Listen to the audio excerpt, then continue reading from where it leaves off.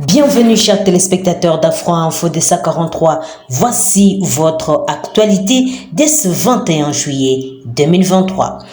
Quelle est la vraie nature du régime rwandais? Pourquoi l'élimination physique d'un certain nombre de dissidents à l'étranger ne fait pas scandale? Dans le Rwanda, l'assassin sans frontières publié aux éditions Max Milo, l'autrice et journaliste britannique Michela Wrong, qui a travaillé à Reuters et à la BBC, vient de publier en français un portrait sans complaisance du président Paul Kagame. Après la récente libération du héros du film Hotel Rwanda en mars 2023, Paul Rusesabagina, elle dévoile un aspect méconnu du régime de Kigali. Michela Wrong dit que son livre parle d'une campagne d'assassinat et d'intimidation des dissidents rwandais à l'étranger. Et beaucoup d'entre eux étaient des anciens copains, des anciens dirigeants du FPR. Je fais la comparaison avec Trotsky parce que Kagame est un peu comme Staline. Il est vraiment obsédé par ce groupe d'anciens dirigeants du FPR qu'il a connus depuis longtemps, depuis son enfance. Ils ont lutté ensemble en Ouganda et après au Rwanda. Il regarde ces gens vraiment comme des menaces à son régime parce que ce sont des gens qui ne connaissent mieux que tout le monde. Et comme Staline, il a utilisé les amis pour entrer dans l'intimidation de ces gens-là. Alors, par exemple, Patrick Karegeya s'est fait piéger par Apollo. C'était un homme d'affaires rwandais que Patrick Karegeya considéré comme un ami. Alors, il a été invité dans une chambre d'hôtel par Apollo et là-bas, il y a eu un escadron de la mort qui a sauté dessus, qui l'a étranglé. À la question de savoir qui est frappant dans votre enquête, ce qui est frappant dans votre enquête, c'est qu'on apprend que les assassins rwandais du dissident Patrick Karegeya sont parfaitement identifiés par la police sud-africaine, mais que la justice sud-africaine renonce à les poursuivre et à les juger et qu'elle assume ces renoncements. Oui, il y a eu des procédures de 5 ans avant que l'assassinat de Patrick Karegeya arrive au tribunal. Et moi, j'étais étonnée, j'étais parmi les très rares journalistes qui se sont présentés au tribunal et on a compris plein de choses. Il y avait toute une lettre écrite par la police sud-africaine pour expliquer au parquet pourquoi on n'avait pas poursuivi ces cas. Et les enquêteurs disaient clairement que c'était parce qu'on savait qu'il y avait les liens entre l'escadron de la mort et les gouvernements de Kigali. C'était très embarrassant et très gênant et qu'on a décidé de ne pas poursuivre l'affaire. Ils ont dit cela dans une déclaration qui a été publiée par le parquet sud-africain. À la question de savoir, vous montrez bien comment, depuis les génocides des Tutsis en 1994, le président Kagame exploite habilement les sentiments de culpabilité de la communauté internationale pour s'affranchir d'un certain nombre de règles internationales en toute impunité. Mais la libération du 25 mars dernier de l'opposant Paul Rusesabagina, qui était rendu célèbre par le film Hotel Rwanda, n'est pas la preuve que quelquefois Paul Kagame doit céder aux pressions internationales, notamment américaines. Oui, effectivement, c'est ce qu'on voit avec Paul Kagame, c'est que c'est quelqu'un qui se montre implacable, un homme dur, mais c'est aussi un monsieur qui est très sensible, même obsédé par son image et sa réputation à l'étranger. Alors, dès qu'il voit qu'il y a eu un changement dans ses relations avec un allié important, et dans ces cas-là, c'était les États-Unis, il peut changer de politique et tout d'un coup. Et quand il a vu qu'il y avait même la Maison Blanche, les départements d'État Hollywood qui soutenaient la famille des Rusesabagina, qui mettaient la pression sur sa libération, il a cédé tout d'un coup. Et je pense que là, il y a une leçon pour tout le monde parce que souvent, on n'ose pas critiquer ces gouvernements et on n'impose pas des sanctions sur le gouvernement de Kigali parce qu'on pense que ça va mener nulle part. Mais effectivement, on voit que la pression, ça marche.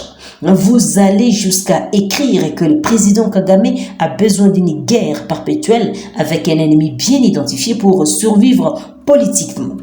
Effectivement, on regarde l'histoire des FPR, on voit qu'ils n'ont pas seulement bouleversé les gouvernements des Juvenal à Biarimana, les présidents rwandais jusqu'en 1994, ils ont aussi bouleversé les présidents Mobutu, Sese Seko du Zaïre. Après, ils ont fait la guerre à Laurent Désiré Kabila. Le monsieur qu'ils avaient mis en place pour les remplacer Après, ils se sont même bagarrés avec leurs alliés ougandais, Yoweri Museveni, à Kisangani et ailleurs. On voit vraiment que c'est un régime qui a vraiment un profil militaire. Et oui, Paul Kagame a besoin de cela.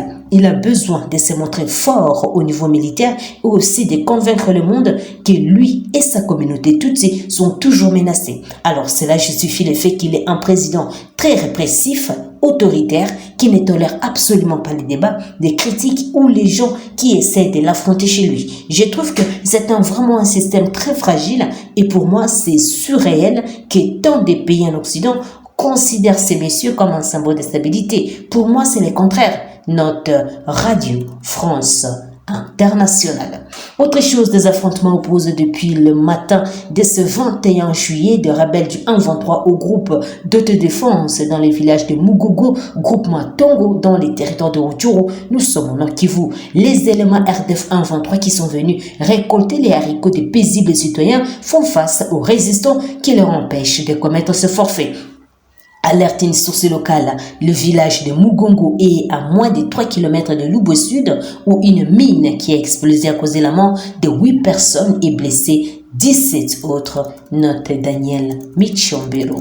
Autre chose, au moins 9 personnes ont trouvé la mort dans une explosion d'une bombe la soirée du mercredi 19 juillet à Lubwe Sud, une agglomération située dans les territoires de Rutshuru. Nous sommes toujours au Nord Kivu. D'après Isaac Kibira, notable contacté par la presse locale, la bombe abandonnée a été ramassée par un curieux qui s'est glorifié des méandres sur la manipulation de cet objet explosif. Et cette mauvaise manipulation, indique notre source, a conduit à la mort de 9 personnes et blessé 17 autres. Ce bilan est encore provisoire, ajoute la source qui précise que l'état des plusieurs blessés est très critique. Ils poursuivent le source à l'hôpital général de Bambo et les habitants sont encouragés à faire preuve de vigilance dans cette zone écumée par des conflits armés, note Politico.cd.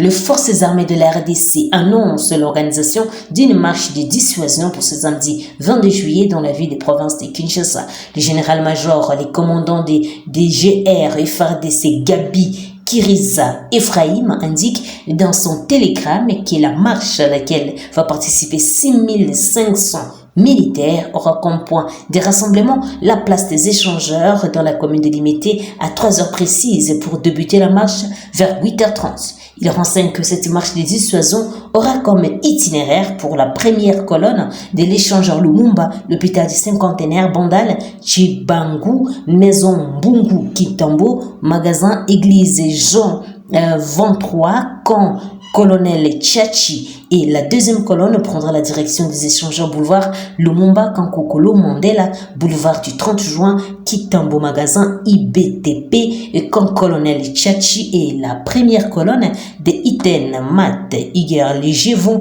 à leur tour prendre la direction de l'échangeur poids lourd, gare centrale, boulevard du 30 juin, Kitambo, magasin IBTP, camp Colonel Tchachi. Et la deuxième colonne va partir de l'échangeur pour Rond-Point Ngaba, Triangle, camp Badia Dingi, Upen, Delvaux, DGC, Bar, et puis camp Colonel Tchachi. Il a précisé que l'UGR de Lubumbashi va également fournir 2500 militaires afin d'exécuter la dite marche d'une part dans la grande artère de la capitale congolaise et d'autres veiller à l'encadrement des militaires, note Opinion Info. Chers téléspectateurs, c'est par ici que s'achève cette émission. Merci à vous de nous avoir suivis. N'oubliez pas de vous abonner, d'aimer et de partager la vidéo. Je suis Santi Chesenga depuis la province de l'Ituri pour un franc info des 43. Au revoir.